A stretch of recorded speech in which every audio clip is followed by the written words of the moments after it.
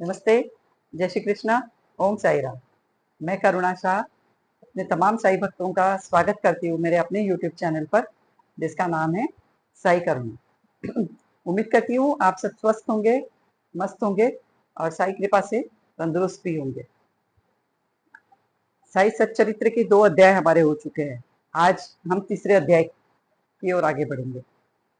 तो तीसरे अध्याय में साई बाबा ने जो अनुमति दी थी, स्टार्टिंग में दाभोलकर जी ने उसी का उल्लेख किया हुआ है। तो दाभोलकर जी और श्यामा, मैंने कहा था आपसे साई बाबा से अनुमति लेने के लिए जब द्वारका माई पहुंचे थे, तो साई बाबा ने कहा था उनसे कि मेरी संपूर्ण सहयोग तुम्हें रहेगा साई चरित्र लेखन में,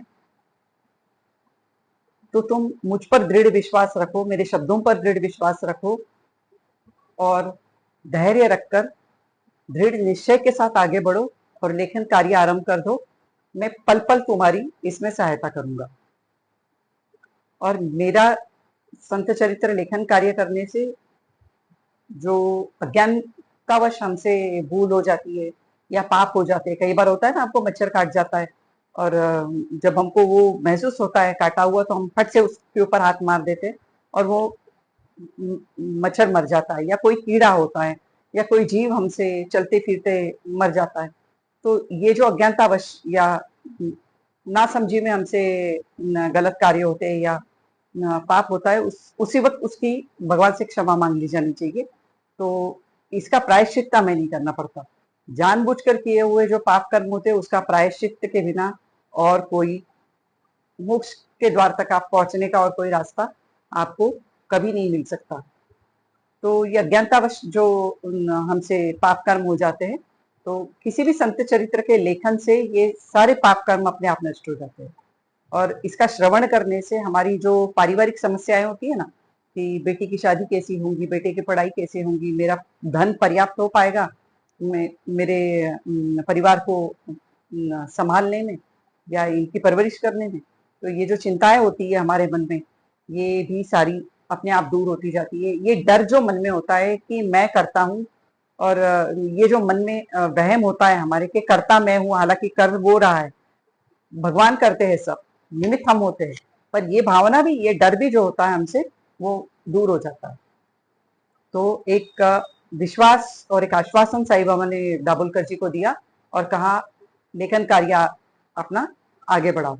श्यामा भी उस वक्त नहीं बैठे हुए तो थे, तो साईं बाबा ने श्यामा को भी कहा, श्यामा बहुत अच्छे कार्य की शुरुआत ये करने जा रहे हैं अन्ना साहब दाभोलकर, तो इसमें पल पल में इनकी सहायता तो करूंगा, पर इसको, इसका जो लेखन करने वाले लोग होते हैं, उनके ऊपर मेरी विशेष प्रीत होती है या मेरा लगाव इनकी और होता है, किसी भी संत चरित्र का लेखन करने वालों के लिए, क्योंकि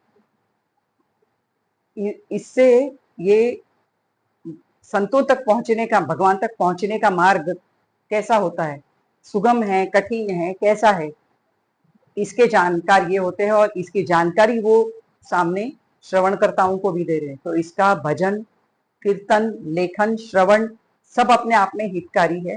तो जिस जिस घर में इन कथाओं को सुना जाएगा या भजन इनका होगा, उनको अक्षय सुख मैं पहुंचाऊंगा, सदैव ये आनंदित रहेंगे, सदैव इनके घर में सुख बना रहेगा। इसका भी आश्वासन साईं बाबा ने श्यामा को दिया था। साईं बाबा का कहना था जिनके मन में सदैव मेरा नाम स्मरण होता है, जिनके हृदय में हर पल मेरा वास होता है, जिनका चित्त हमेशा मेरे ध्यान में लगा रहता है, मेरी भक्ति में लगा रहता है, उनको तो मौत के द्वार से तक मैं खींचकर पीछे लेकर आऊंगा और असाध्य रोग इनके जो होंगे वो सब मात्र नामस्मरण से दूर हो जाएंगे।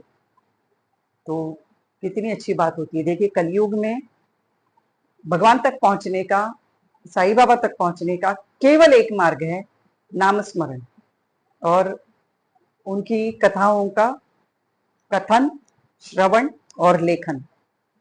जिसमें जो कैपेसिटी हो उसको वो करना चाहिए, ताकि साईं बाबा तक पहुंचने का हमारा भी मार्ग आसान हो सके, सुगम हो सके। अब दाभोलकर जी ने मन में ठान लिया कि चाहे कार्य आसान हो, चाहे कार्य कठिन हो, अब मैं इसे करके रहूंगा। जब ये विश्वास आपके मन में आता है ना, तो बाबा खुद आपकी मदद करते हैं। संत चरित्र लेखन कभी भी आसान विषय नहीं होता। साईं बाबा का चरित्र लिखना कभी भी दाभोलकर जी के लिए आसान नहीं था। एक बार जब हम चाहे तो आकाश को आलिंगन दे सकते हैं, सातों समुद्र का पानी मापा जा सकता है, बारिश की जो बूंदे होती है उसे गिना जा सकता है, हवा जो होती है उसको बांधा भी जा सकता है, पर संत चरित्र कार्य करना आसान नहीं होता। पर जिस वक्त अपना मैं जो अहंकार था वो उन्होंने साई चरणों में अर्पित कर दिया ना, तो दाभोलकर जी ने हाथ में पेन उठाते ही साईं बाबा ने खुद उनका उनकी लेखनी बनकर अपना संपूर्ण चरित्र खुद लिख डाला। यही होती है सबसे बड़ी मदद किसी भक्त को, जो बाबा कर सकते थे। मैक्सिमम बाबा यही कर सकते थे कि अपना चरित्र दाभोलकर जी को निमित्त बना के खुद कर सकते। अब दाभोलकर जी के बारे में मैंने आपको बताया था कि 1916 में वो रेसिडेंट मैजिस्ट्रेट के पोस्ट से बांद्रा में रिटायर हुए थे। अब इसके बाद इनका परिवार चलाने के लिए इनके पास में पर्याप्त धन नहीं था, क्योंकि इनको पेंशन जरूर लागू हुई थी, लेकिन उसमें इनका परिवार भी बढ़ रहा था, तो उसमें इनका सबकी परवरिश कर पाना और पूरा घर अच्छे से चला पाना इनके लिए पॉसिबल नहीं हो पा रहा था। तो इसी साल जब वो गुरु पूर्णिमा के मौके पर शिरडी गए थे, तो अण्णा साहेब चिंचणीकर एक बहुत बड़े भक्त थे साईं बाबा के, वो उस वक्त द्वारका माई में बैठे हुए थे, तो उन्होंने इनकी ओर से पैरवी की थी। साईं बाबा को बोला था, साईं बाबा अण्णा साहेब की जॉब छूट गई है और इनकी जो पेंशन है वो बढ़ते परिवार को देखते हुए इनके लिए पर्याप्त नहीं है, तो दया कीजिए इनके ऊपर और इन्हें कोई नौकरी देकर इस चिंता से इन्हें मुक्त कीजिए। तो अण्णा साहेब चिंचणीकर के बारे में मैं आपको थोड़ा सा बताना चाहूंगी। अण्णा साहेब चिंचणीकर चिंचणी गांव के रहने वाले थे। इनका सरनेम दामोदर, पूरा नाम दामोदर घनश्याम बाबरे था, पर चिंचणी गांव के जमींदार होने के नाते और वहां के प्रतिष्ठित व्यक्ति होने के नाते इन्हें ये नाम दिया गया था चिंचणीकर। ये पदवी दी गई थी उस वक्त। तो इनकी कोई संतान नहीं थी, तो इनकी बीवी और अण्णा साहेब खुद साईं बाबा की सेवा में शिरडी में अपने मृत्यु के पूर्व कई सालों तक रहे और तन मन धन से जितनी इनसे सेवा बन पड़ी दोनों मियाँ बीवी से, उन्होंने साईं बाबा की थी। और मौत के पूर्व इन्होंने अपनी पूरी जो जायदाद थी वो शिरडी साईं बाबा संस्थान को दान स्वरूप में दे दी थी। बहुत जायदाद थी इनकी। अब आज की जो चावड़ी है उसका पूरा रेनोवेशन का काम चिंचणीकर जी ने किया हुआ था। इस वजह से वो आप कभी गए हो शिरडी तो आप देखोगे उसके द्वार पर बहुत बड़े अक्षरों में मराठी में लिखा हुआ है, बाबा की बेटी लक्ष्मीबाई अण्णा साहेब चिंचणीकर। इनकी तरफ से ये चावड़ी पूरी चिंचणीकर चावड़ी कहलाई थी। फिर शिरडी का समाधि मंदिर जो है वहां भी साईं बाबा का समाधि वाला जो हॉल है उसके सामने बहुत बड़ा हॉल है, हम भक्तों के लिए है, जो हम लाइन में खड़े रह सके या आरती के टाइम हम वहां बैठ सके, वो हॉल तक चिंचणीकर जी का बनाया हुआ था। तो चिंचणीकर जी ने तन मन धन से उनकी सेवा की थी और अपना जो कुछ भी था उनके पास में सब साईं बाबा को समर्पित कर दिया था। तो ये चिंचणीकर जी की रिक्वेस्ट पर साईं बाबा ने उनसे कहा था कि मिल जाएंगी इसको नौकरी, पर इसने अब मेरी सेवा करनी चाहिए, तो इससे इसको अक्षय सुख की प्राप्ति होगी। और सदैव धर्म के रास्ते पर चलो, धर्म से कभी वंचित मत होना, और तमाम प्राणी मात्राओं में ईश्वर का और दर्शन करो, मेरा दर्शन करो, तो इससे ईश्वर खुद तुम पर बहुत प्रसन्न हो गए। तो जैसे साईं बाबा ने उनको प्रॉमिस किया था उस तरह से उनको नौकरी तो मिल गई, लेकिन ये नौकरी स्थायी रूप की नहीं थी, परमानेंट नहीं थी ना, इस वजह से थोड़े दिनों बाद वो नौकरी चली भी गई।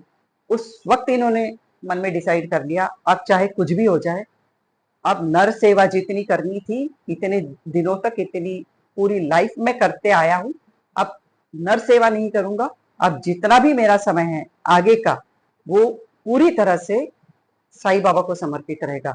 और इसके बाद उन्होंने अपने बर्तन से ये कर भी दिखाया है। उन्होंने साईं बाबा संस्थान के लिए भी बहुत काम कर लिया। उन्होंने साईं चरित्र की रचना भी कर ली और तमाम जो छोटे मोटे कार्य हुआ करते थे शिरडी में रहने के बाद में, साई सेवा जिसे कहा जा सकता है, वो तमाम सेवा अण्णा साहेब दाभोलकर जी ने करके दिखाई। एक अध्याय जो होता है ना, वो एक वीडियो में कभी भी बांधा नहीं जा सकता, क्योंकि बहुत सी चीजें हैं इसमें बोलने लायक। तो अब ये वीडियो मैं यही स्टॉप कर देती हूँ और तुरंत मिल रही हूँ आपसे इसका पार्ट 2 लेकर। और तब तक के लिए आपका काम क्या है? आप लाइक करेंगे, आप शेयर करेंगे, आप सब्सक्राइब भी करेंगे और बेल आइकन को जरूर प्रेस करेंगे ताकि आने वाली वीडियोस का नोटिफिकेशन आप तक पहुंचता है। तो अभी के लिए मुझे आज्ञा दीजिए, फिर मिलती हूँ आपसे। ओम साई राम।